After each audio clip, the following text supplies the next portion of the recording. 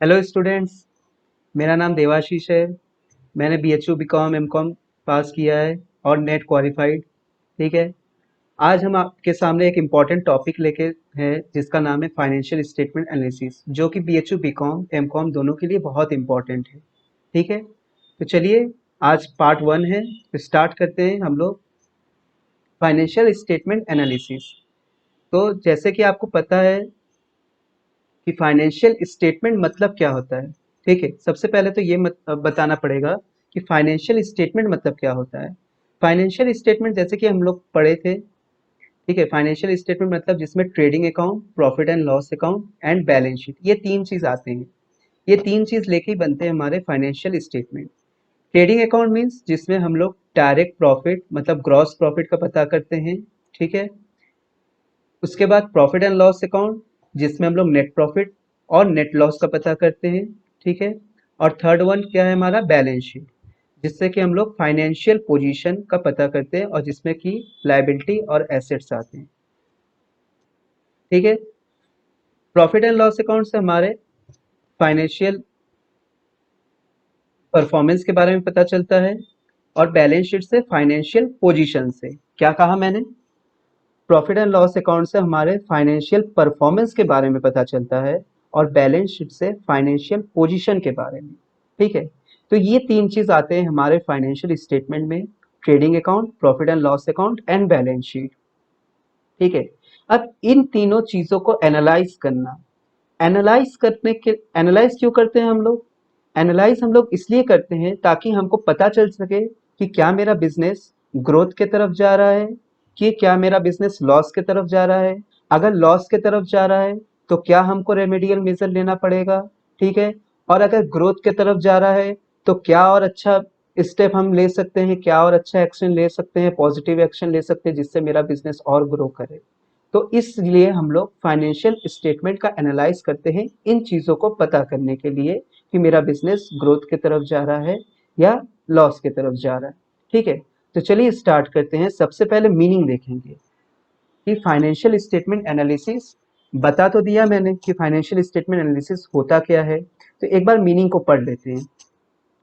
तो it is a systematic and scientific process, क्या कहा मैंने कि it is a systematic and scientific process of analysing financial information. मैंने अभी भी बताया कि जो भी हमारे फाइनेंशियल स्टेटमेंट होते हैं, trading account, profit and loss account, balance sheet, उसको एनालाइज करना, वही चीज यहाँ पे बताया जा रहा है कि उसको सिस्टमेटिक वे में और एक साइंटिफिक प्रोसेस से हम क्या करते हैं, एनालाइज करते हैं।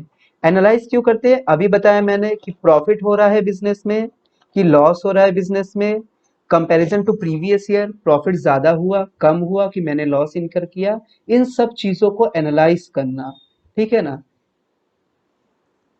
इन सब चीजों को एनालाइज करके फिर हम अपने रिजल्ट देखते हैं। ठीक है। कंक्लूजन ड्रॉ करते हैं कि मेरा बिजनेस प्रॉफिट में जा रहा है कि लॉस में जा रहा है। ठीक है। अब फाइनेंशियल स्टेटमेंट में क्या क्या आते हैं, financial statement include three important statement. Balance sheet, जैसे कि मैंने आपको बताया, क्या बताता है ये, पोजीशन स्टेटमेंट को बताता है, हमारे बिजनेस के कौन सा पोजीशन को, ये फाइनेंशियल पोजीशन को बताता है। Second one is profit and loss account, ये किसको बताता है, financial performance during the year. And third one is cash flow statement. BHU BCom MCom में यहाँ से भी क्वेश्चन पूछे जाते हैं कि ऐसे आपको पूछ देगा कि which one is the following is not included in financial statement. आपको ये तीन ऑप्शन दे देगा। ठीक है। एक ऑप्शन आपको गलत दे देगा, फॉर एग्जांपल फोर्थ ऑप्शन आपको दे दे कि फंड फ्लो स्टेटमेंट।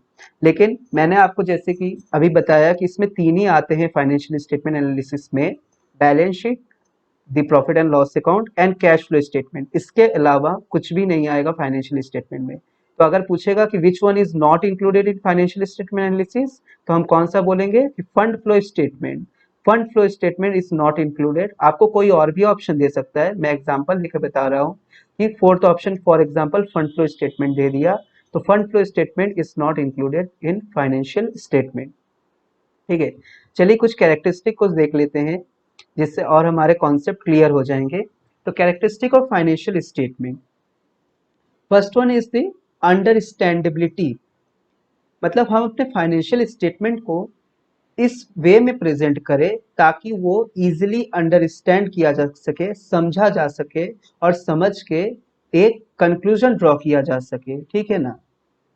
वही लिखा हुआ है कि presented in easily understandable manner, मतलब इस वे में आप प्रेजेंट करें कि जो भी उसका यूजर होगा, ठीक है, जो भी उसको यूज कर रहा होगा वो एक वैल्यूएबल रिजल्ट उस निकाल सके, ठीक है ना, वैल्यूएबल रिजल्ट हम उससे पता लगा सके कि क्या हो रहा है बिजनेस में, एक इजी वे में हम पता लगा सके। Second one is relevance.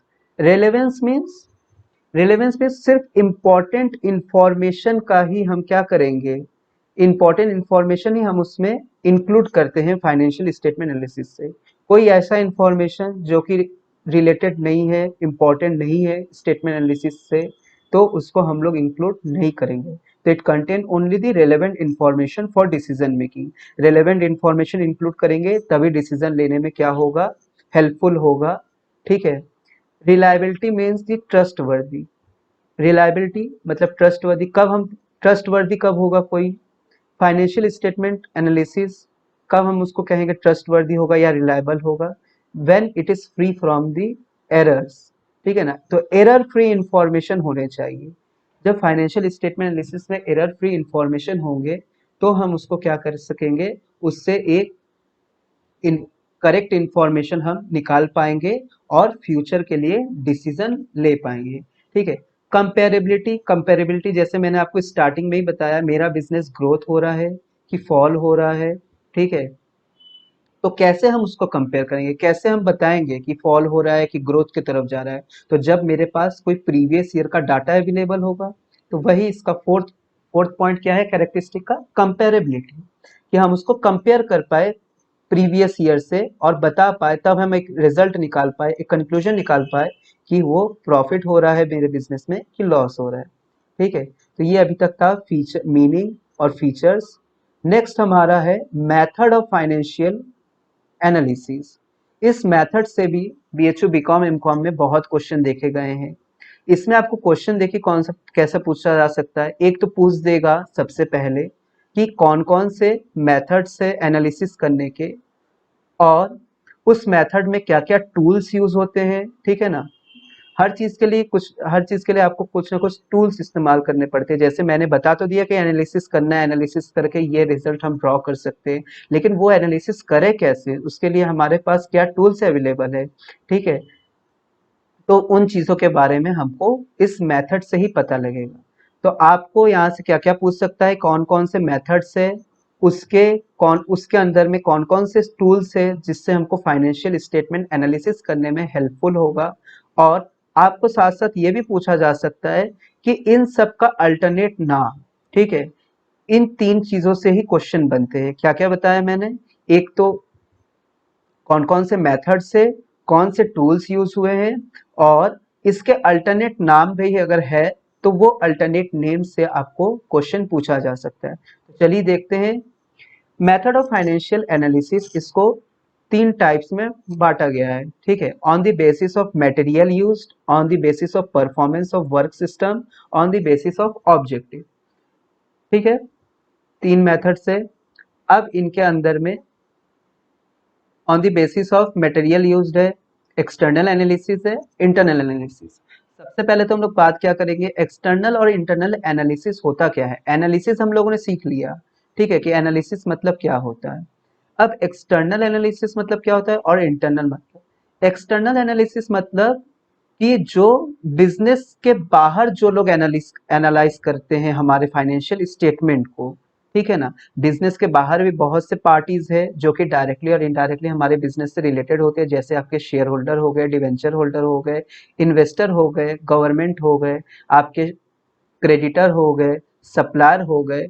ये लोग भी कहीं ना कहीं हमारे बिजनेस में इनडायरेक्टली जुड़े हुए हैं और ये भी इंटरेस्ट रखते हैं हमारे फाइनेंशियल स्टेटमेंट के परफॉर्मेंस को देखने के लिए, ठीक है, उसको एनालाइज करने के लिए, ताकि वो लोग भी अपना एक करेक्ट डिसीजन ले सके, ठीक है। जैसे शेयर होल्डर है, अगर देखेगा कि मेरा बिजनेस फॉल कर रहा है तो वो तुरंत क्या करेगा, शेयर बेच देगा, ठीक है। डिबेंचर होल्डर है, तो debenture holder are the creditor for the company. अगर ये देखेंगे हमारे बिजनेस फॉल कर रहे हैं, ये तुरंत अपना क्या करेंगे, पैसे मांगने लगेंगे। इन्वेस्टर इन्वेस्ट नहीं करेगा, ठीक है। तो एवरीवन इज रिलेटेड डायरेक्टली और इनडायरेक्टली विथ आवर बिजनेस, ठीक है। उसी तरीके से इंटरनल एनालिसिस कौन करेगा, इंटरनल एनालिसिस जो हमारे within the business organisation, जो हमारे बिजनेस ऑर्गेनाइजेशन के अंदर काम करते हैं। तो अंदर कौन एनालाइज करेगा, अंदर एनालाइज करते हैं हमारे मैनेजमेंट, ठीक है। हमारे मैनेजमेंट एनालाइज करते हैं, रिजल्ट विड्रॉ करते हैं और तब वो लोग फ्यूचर डिसीजन लेते हैं, ठीक है। तो मैंने यहाँ पे वही एग्जांपल में मेंशन किया, एक्सटर्नल एनालिसिस में share holder, debenture holder, investor, government, ठीक है, सप्लायर, क्रेडिटर, ये लोग आते हैं। और इंटरनल एनालिसिस में मैनेजमेंट आते हैं, ठीक है। अब सेकंड हमारा जो मेथड है, on the basis of performance of work system. On the basis of performance of work system को दो पार्ट में बांटा गया है। एक तो हॉरिजेंटल एनालिसिस होता है, एक वर्टिकल एनालिसिस होता है, ठीक है। हॉरिजेंटल एनालिसिस का अलग, ऑल्सो कॉल्ड, ये देखिए इसका अल्टरनेट नाम दिया हुआ है। यही आपको पूछा जाएगा बीएचयू बीकॉम एमकॉम एंट्रेंस में, कि इसका अल्टरनेट नाम बोल देगा कि another name of horizontal analysis. तो आपको ये नाम भी याद रखना है। तो another name of horizontal analysis is flat dynamic analysis, time series analysis, inter firm analysis, ठीक है। ये नाम होते हैं इनके। अब हॉरिजॉन्टल, जैसे मैंने अभी आपको कहा कि मेथड्स तो है, अब उन मेथड्स के अंदर क्या क्या टूल्स अवेलेबल है जिससे हम लोग फाइनेंशियल स्टेटमेंट को एनालाइज कर सकते हैं। तो देखिए हॉरिजॉन्टल एनालिसिस के पास कौन कौन से टूल्स अवेलेबल है फाइनेंशियल स्टेटमेंट एनालाइज करने के लिए। तो ट्रेंड एनालिसिस है, फंड फ्लो एनालिसिस है, कैश फ्लो एनालिसिस है, एंड कंपैरेटिव फाइनेंशियल स्टेटमेंट है, ठीक है। ये टूल्स होते हैं हॉरिजॉन्टल एनालिसिस से। आपको क्वेश्चन कैसे पूछा जा सकता है कि which one is the following is the tools of horizontal analysis. तो आपको हो सकता है वर्टिकल एनालिसिस का कुछ टूल्स डाल दिया हो, उसमें इंक्लूड कर दिया है ऑप्शन में, और उसमें से कोई ना कोई एक ऑप्शन में रहेगा जो कि हॉरिजॉन्टल एनालिसिस का टूल्स रहेगा। तो आपको इन सारे टूल्स को क्या करना है, याद करके चलना है, ठीक है ना। तो आप सेकंड वन मेरा क्या है, वर्टिकल एनालिसिस। वर्टिकल एनालिसिस का एक ही नाम है, अल्टरनेट नाम, that is called the static analysis, ठीक है। वर्टिकल एनालिसिस को हम लोग स्टैटिक एनालिसिस भी कहते हैं। तो याद रखने का तरीका देखिए क्या है, हॉरिजॉन्टल के तो बहुत नाम है, वर्टिकल एनालिसिस के एक ही नाम है। तो हम ऐसे भी याद रख सकते हैं कि वर्टिकल का एक नाम याद रख लीजिए, और इसके अलावा जो भी अल्टरनेट नाम होंगे वो किसके होंगे, हॉरिजॉन्टल एनालिसिस के ही होंगे, ठीक है। ये तो एक याद रखने का तरीका है, आप लोग जैसे इच्छा करें वैसे याद रख सकते हैं अपने अपने कन्वीनियंट के हिसाब से, ठीक है। तो ये वर्टिकल एनालिसिस और स्टैटिक एनालिसिस, इसके कौन कौन से टूल्स हैं हमारे पास फाइनेंशियल स्टेटमेंट एनालाइज के लिए। तो कॉमन साइज स्टेटमेंट है, रेशियो एनालिसिस है, परसेंटेज है, एवरेज है, ठीक है। ये सारे टूल्स अवेलेबल है वर्टिकल एनालिसिस के अंडर में, जिससे कि हम फाइनेंशियल स्टेटमेंट को एनालाइज कर सकते हैं, ठीक है। अब हमारा लास्ट मेथड है क्या, on the basis of objective. Objective के बेस पे, ऑब्जेक्टिव मतलब हमारे फाइनेंशियल स्टेट, कुछ लोग होते हैं जो ये जानना चाहते हैं बहुत जल्दी, मतलब एक साल का फाइनेंस अकाउंटिंग ईयर होता है हमारा, ठीक है। नॉर्मली हमारा अकाउंटिंग ईयर 1 ईयर का होता है, लेकिन कुछ ऐसे बिजनेस ऑर्गेनाइजेशन भी है जो थोड़े थोड़े समय समय पर ही हो सकता है, आइदर क्वार्टरली, हाफ ईयरली या मंथली भी हो सकता है, कि हम समय समय पे जानते रहे कि हमारा फाइनेंशियल पोजीशन या परफॉर्मेंस कैसा चल रहा है, ठीक है। और तुरंत तुरंत हम रेमेडियल एक्शन लेते रहे, मतलब हम एक साल तक वेट ना करें, ठीक है। हम रेमेडियल मेजर उसी ईयर में ही लेते रहे। तो कुछ लोग होते लॉन्ग टर्म बेस पे एनालाइज करते हैं, कुछ होते हैं शॉर्ट टर्म बेस पे। शॉर्ट टर्म जैसे कि मैंने अभी आपको कहा कि शॉर्ट टर्म मतलब हम समय समय पे एनालाइज करते रहे, either monthly, half quarterly, half yearly, ठीक है। और जो भी रेमेडियल मेजर हमको लेने का जरूरत हो, हम रेमेडियल मेजर लेते रहे, ठीक है। तो लॉन्ग टर्म एनालिसिस में लॉन्ग टर्म एक्टिविटी रेशियो होता है, जैसे कि रेशियो आप लोग पढ़े हैं, अकाउंटिंग रेशियो, अभी आएगा टॉपिक आगे, वो भी हम लोग पढ़ेंगे और भी डिटेल में कि क्या होता है रेशियो में, कौन कौन से और भी रेशियो आते हैं लॉन्ग टर्म शॉर्ट टर्म में, ठीक है। बस अभी के लिए इतना याद रखना है कि लॉन्ग टर्म एनालिसिस करने के लिए कौन कौन से यहाँ पे टूल्स अवेलेबल है। तो लॉन्ग टर्म एक्टिविटी रेशियो और long term solvency ratio and long term profitability ratio. इसी तरीके से शॉर्ट टर्म में भी वही है कि शॉर्ट टर्म सॉल्वेंसी रेशियो है, short term liquidity ratio and short term profitability ratio. ठीक है, इन सब के बारे में और भी डिटेल हम लोग अकाउंटिंग रेशियो वाले जब चैप्टर पढ़ेंगे तो उसमें हम लोग और डिटेल में पढ़ेंगे। ठीक है, आइए अब हम लोग बैलेंस शीट को पढ़ते हैं, जो कि बहुत ही इम्पोर्टेंट टॉपिक है ये भी फाइनेंशियल स्टेटमेंट एनालिसिस का। क्योंकि अभी हम लोगों ने देखा है कि फाइनेंशियल स्टेटमेंट एनालिसिस में 3 टूल आते हैं उसके important, that is the balance sheet, profit and loss account and third one is the cash flow. तो सबसे पहला हम पढ़ने जा रहे हैं आज बैलेंस शीट। देखिए, बैलेंस शीट से एकदम स्टार्टिंग से ही क्वेश्चन बनने स्टार्ट होते हैं कि तुरंत पहले ही आपको पूछेगा कि बैलेंस शीट कौन से शेड्यूल के अंदर में बनता है। तो it is prepared under schedule third, is prepared under schedule third of company act 2013। ये क्वेश्चन आपसे पूछ देगा कि कौन से शेड्यूल में बनता है, तो ये शेड्यूल थर्ड में बनता है, कंपनी एक्ट 2013। ठीक है, बैलेंस शीट एक पर्टिकुलर डेट को बनता है, तो it is prepared for a particular date. ठीक है ना, एक पर्टिकुलर डेट का बैलेंस शीट बनता है हमेशा। ठीक है, ये याद रखना है, ये भी पूछा जा चुका है बहुत बार। फॉर ए पर्टिकुलर डेट की for a particular period, for a particular date. ठीक है, अब देख लेते हैं हम लोग, इसे आपको तो पता होगा ही, इसमें से जितने भी लोग वीडियो देख रहे हैं कुछ को पता होगा फाइनेंशियल स्टेटमेंट बैलेंस शीट का फॉर्मेट। फिर भी हम लोग एक बार अच्छे से देख लेते हैं। इन बैलेंस शीट के फॉर्मेट से भी आपको क्या पूछा जा सकता है, जैसे ये आप लोग देख रहे हैं कि हेडिंग्स दिए हुए हैं, उस हेडिंग के अंदर सब हेडिंग है और उस सब हेडिंग के अंदर उसके कंपोनेंट्स दिए हुए हैं। तो आपको ये क्वेश्चन पूछा जाएगा, ठीक है, कि फॉर एग्जांपल रिजर्व सरप्लस कौन से हेडिंग में आते हैं, तो रिजर्व सरप्लस कहाँ आ रहे हैं, शेयर होल्डर्स फंड में। पहले हम लोग देख लेते हैं पूरे बैलेंस शीट के फॉर्मेट को, फिर हम लोग बात करेंगे कि कौन से कंपोनेंट कौन से हेडिंग के अंदर जाएंगे या कौन से सब हेडिंग के अंदर जाएंगे। ठीक है ना, तो सबसे पहले देखिए कैसे स्टार्ट हो रहा है, equities and liabilities. The first major heading is equities and liabilities. Under equities and liabilities पहला हेडिंग क्या है मेरा, शेयर होल्डर्स फंड। ठीक है, share holders fund. Share holders fund में क्या क्या कंपोनेंट आते हैं, देखिए, share capital, reserve surplus, money receive against share warrants. ये आपके सीबीएसई के टॉपिक में नहीं था, money receive against share warrants. ठीक है, लेकिन क्योंकि ये बैलेंस शीट का पार्ट है तो हम लोगों को याद रखना है, क्योंकि क्वेश्चन कहीं से भी पुट किया जा सकता है एंट्रेंस में। ठीक है, तो 3 इसमें आएंगे, share capital, reserve surplus and money receive against share warrants.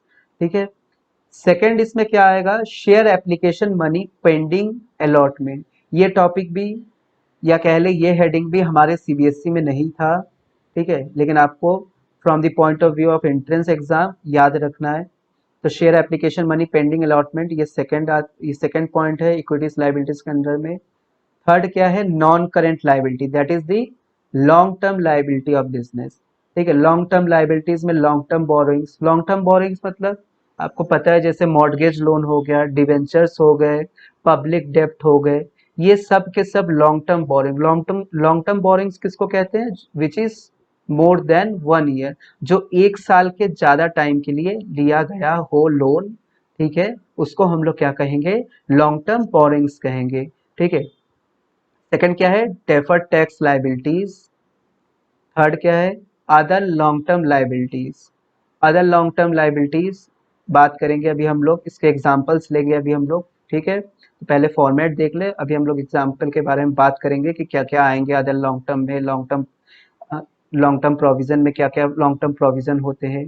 ठीक है, अब इसके बाद है देखिए करेंट लाइबिलिटी। करेंट लाइबिलिटी में शॉर्ट टर्म जितने, करेंट लाइबिलिटी मतलब liability which is paid within a year, it is called current liability. ठीक है ना, जो 1 साल के अंदर में जिस भी लाइबिलिटी का हमको पेमेंट करना है वो हमारे होते हैं करेंट लाइबिलिटी। उसमें आएंगे देखिए short term borrowings, trade payable, current liability, short term provision, इतने सारे चीजें आते हैं। ठीक है ना, और भी चीजें होते हैं। ठीक है, जिसको अभी हम लोग एग्जाम्पल में पढ़ेंगे, देखेंगे क्या क्या और भी होते हैं इसमें इंक्लूड रहते हैं। सेकंड हमारा हेडिंग है क्या, एसेट्स। अभी तक हम लोगों ने कौन सा हेडिंग पढ़ा है, अभी हम लोगों ने पढ़ा इक्विटीज एंड लाइबिलिटीज। तो इक्विटीज लाइबिलिटीज में मेजर हेडिंग याद रखना है share holder fund, share application money, share application money pending on allotment. Third हमारा मेजर हेडिंग क्या है, नॉन करेंट लाइबिलिटी, उसमें भी हम लोगों ने कंपोनेंट्स को देखे। Fourth one is current liability. अब सेकंड हमारा एसेट्स है, तो एसेट्स भी वैसे ही है, ठीक है ना। सबसे पहले नॉन करेंट एसेट्स का बात कर ले। नॉन करेंट एसेट्स में हमारे क्या आएंगे, फिक्स एसेट्स। सबसे पहले फिक्स एसेट्स आएंगे, ठीक है। फिक्स एसेट्स में क्या क्या आएंगे, टेंजिबल एसेट्स। आप लोगों को पता होगा कि टेंजिबल एसेट्स क्या होता है, इंटेंजिबल एसेट्स क्या होता है। Tangible assets means assets which is physically appear, वो एसेट्स जो कि फिजिकली हमको दिखते हैं, हम उसको सीन कर सकते हैं, टच कर सकते हैं, that is called our tangible assets. Intangible assets means the assets which has a value, ठीक है।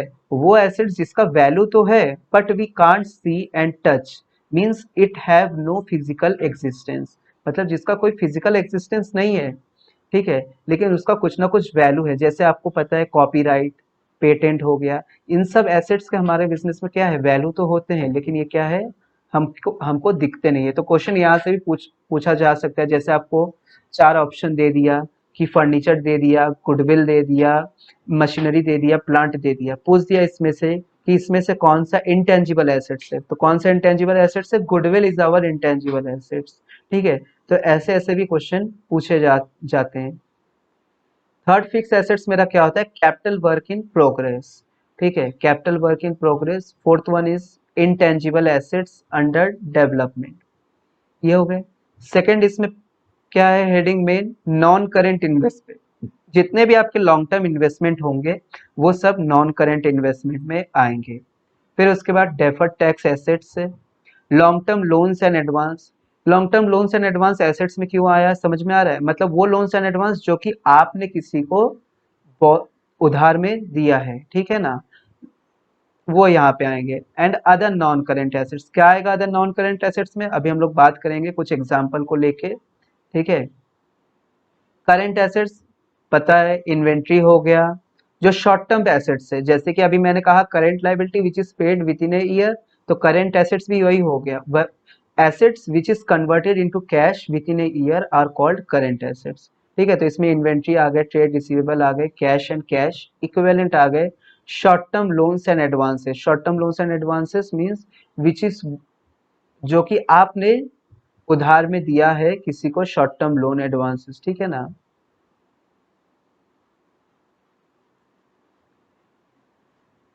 चलिए कुछ हम लोग पढ़े हैं तो अब इसके कुछ एग्जाम्पल देख ले। जैसे मैंने अभी अभी आप लोगों को कहा है कि बैलेंस शीट के हेडिंग्स, जो भी हेडिंग से भी क्वेश्चन पूछेंगे आपको, और उस हेडिंग में जो कंपोनेंट्स है उन कंपोनेंट से भी क्वेश्चन पूछे जाते हैं कि वो कंपोनेंट्स कहाँ कहाँ आएंगे, ठीक है ना, कौन से मेजर हेडिंग के अंदर में वो कंपोनेंट्स आएंगे, ठीक है ना, ये भी पूछा जाता है।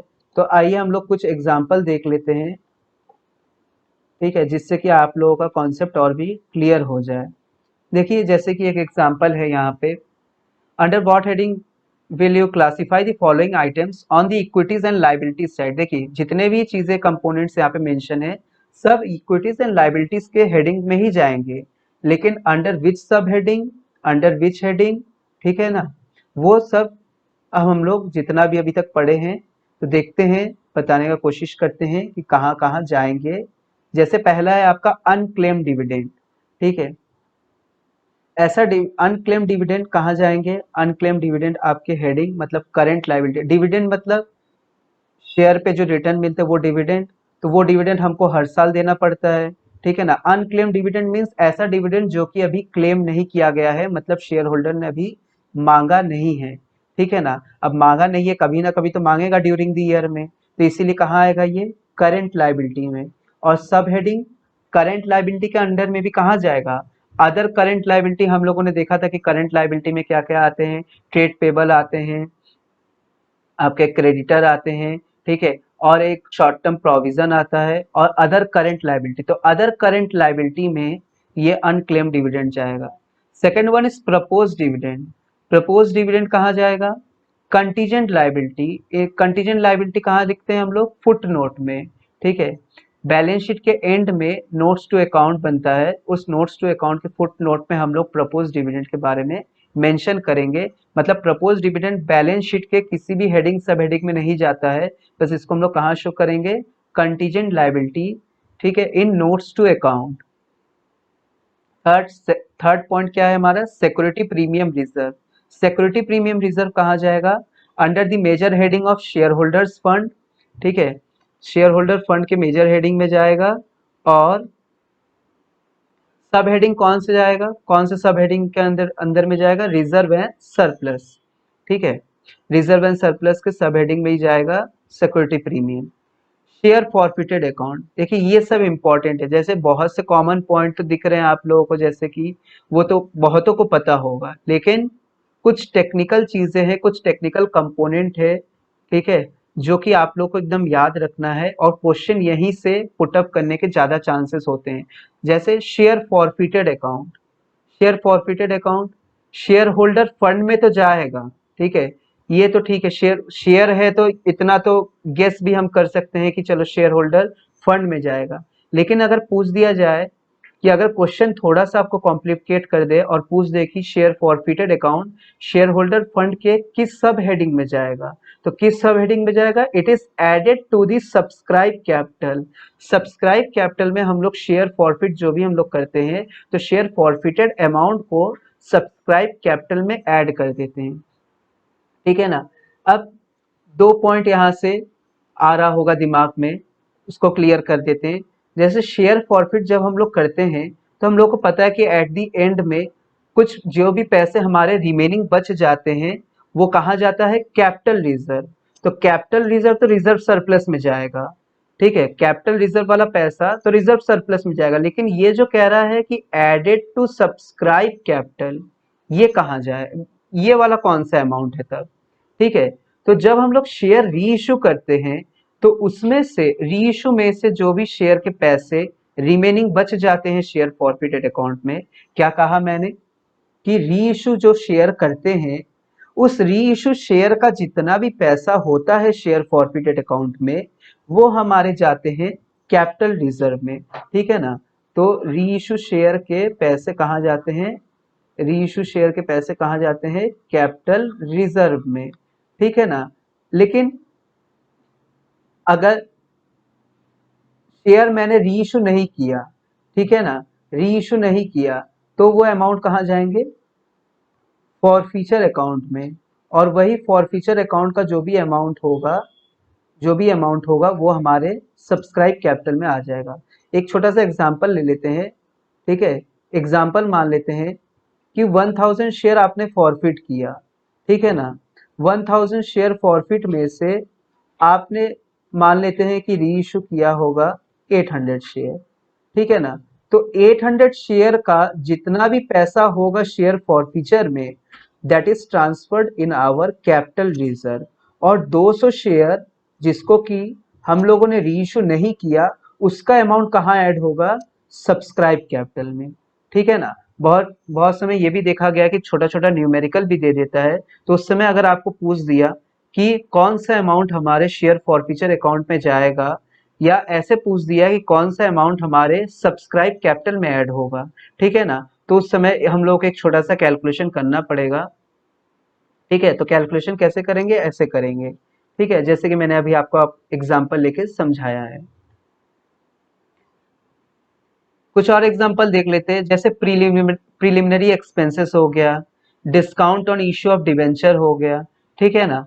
इन सब चीजों से भी पूछ देते हैं क्वेश्चन, ठीक है। ये सब चीज देखिए बहुत कोई याद नहीं रखता है कि कहाँ जाता है, ठीक है। तो और इन इन सब चीजों को हम लोग बहुत ज्यादा जब हम लोग न्यूमेरिकल सॉल्व करते हैं तो मेंशन भी नहीं करते हैं, तो क्वेश्चन यहाँ से पुट अप करने के ज्यादा चांसेस रहते हैं। जैसे कि मैंने अभी आपको बताया कि जो कॉमन चीजें हैं उनको नहीं ज्यादा टच किया जाता है, जो ऐसे पॉइंट है जिसको हम लोग हमेशा अनदेखा कर देते हैं, ठीक है, मोस्ट ऑफ द टाइम हम लोग इग्नोर कर देते हैं, ठीक है, पता है कि उसका कहीं पे एडजस्टमेंट नहीं किया जाता है, ठीक है, तो इग्नोर कर देते हैं। तो लेकिन कहीं ना कहीं तो एडजस्टमेंट होता है उसका। जैसे देखिए प्रीलिमिनरी एक्सपेंसेस, डिस्काउंट और डिवेंचर, ये कहाँ जाएगा, ये हमारे जाएंगे अदर करेंट एसेट्स में। ठीक है, करेंट एसेट्स के कौन से सब हेडिंग में, अदर करेंट एसेट्स में जाएंगे। अब देखिए यहाँ पे दोनों चीजें दिए हुए हैं, करेंट एसेट्स भी दिया हुआ है, नॉन करेंट एसेट्स भी दिया हुआ है। ठीक है, तो कंफ्यूज नहीं होना है।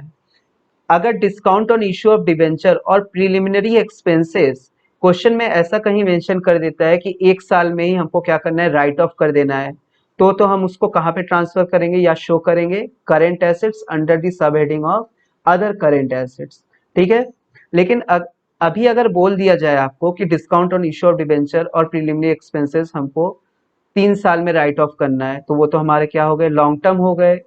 एक साल से ज्यादा जो भी होगा वो लॉन्ग टर्म होगा, तब उस केस में हम लोग उसको नॉन करेंट एसेट्स के under the sub heading of other non current assets में शो करेंगे।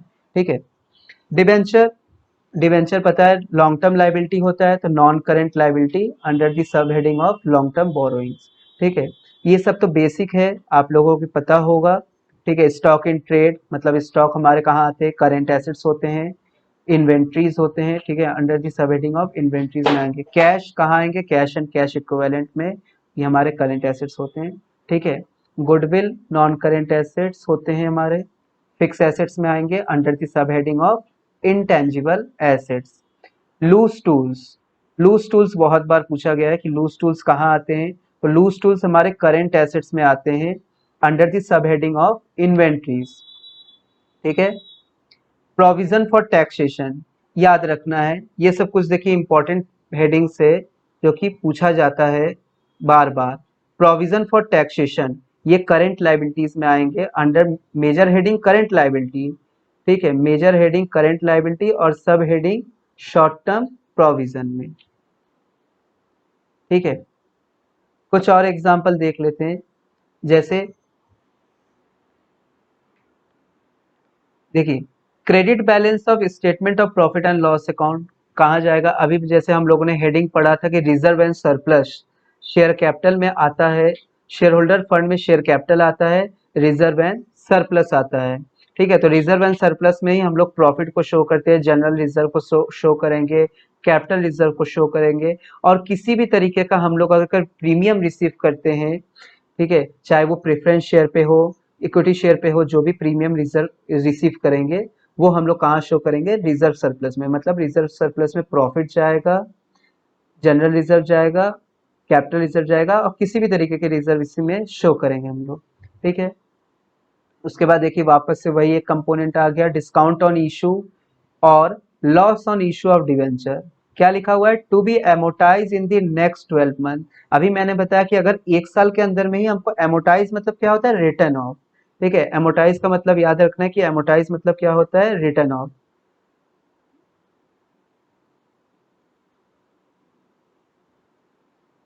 एमोटाइज मतलब रिटर्न ऑफ। ठीक है, तो रिटर्न ऑफ करना है एक साल के अंदर, हमको रिटर्न ऑफ करना है 12 मंथ मतलब 1 ईयर के अंदर हमको रिटर्न ऑफ करना है। तो अगर एक साल के अंदर रिटर्न ऑफ करना है तो करंट एसेट्स के अदर करंट एसेट्स में शो करेंगे। ठीक है ना, उसके बाद देखिए क्या दिया हुआ है, employees earn leave payable on retirement. Employees earn leave payable on retirement, इसका मतलब पहले समझे कि क्या होता है। Employee earn leave payable on retirement मतलब एम्प्लॉय ने जितना लीव लेना था उतना लीव नहीं लिया। फॉर एग्जाम्पल एक साल में 12 छुट्टियां लेने थे, हो सकता है कि उसने 12 छुट्टियां नहीं लिया है, उसने कुछ कम लिया है। तो जितना भी वो कम छुट्टी लेता है, ठीक है ना, उस लीव का भी क्या मिलता है, हमको पैसे मिलते हैं। हम जो भी लीव हमारे बच जाते हैं उस बचे हुए लीव का हमको पैसे मिलते हैं। 12 छुट्टी में से हमने 7 छुट्टी अगर लिया और 5 छुट्टी अगर मेरा बच गया, ठीक है, उस 5 छुट्टी का हमको क्या मिलेगा, पैसे मिलेंगे। ठीक है, तो कौन से हेडिंग में आएगा, non current liability long term provision में। उसी तरीके से देखिए प्रोविडेंट फंड, प्रोविडेंट फंड भी किसको मिलता है, एम्प्लॉय को ही मिलता है। और ये प्रोविडेंट फंड कहाँ जाएंगे, नॉन करेंट लाइबिलिटी के लॉन्ग टर्म प्रोविजन में। Provision for employee benefit short term है करेंट लाइबिलिटी और शॉर्ट टर्म प्रोविजन में। तो कुछ एग्जाम्पल से अभी कुछ और एग्जाम्पल आप लोगों को प्रोवाइड किए भी जाएंगे। ठीक है, बहुत ज़्यादा अभी मैं एग्जाम्पल और नहीं बता रहा हूँ ताकि आप लोग बोर ना हो जाए। ठीक है, तो इसीलिए हम लोग अपना वीडियो अब यहीं पे बंद करते हैं और कल हम लोग आगे इसके और भी जो प्रॉफिट एंड लॉस अकाउंट है, इसके जो अनदर फाइनेंशियल स्टेटमेंट के और भी जो ये है profit and loss account, cash flow statement, उनके बारे में हम लोग बात करेंगे और देखेंगे कि उनसे रिलेटेड कैसे कैसे क्वेश्चन BHU BCom MCom में पूछे गए हैं। ठीक है, थैंक यू फ्रेंड्स। आप लोग चैनल को सब्सक्राइब करें, लाइक करें। ठीक है।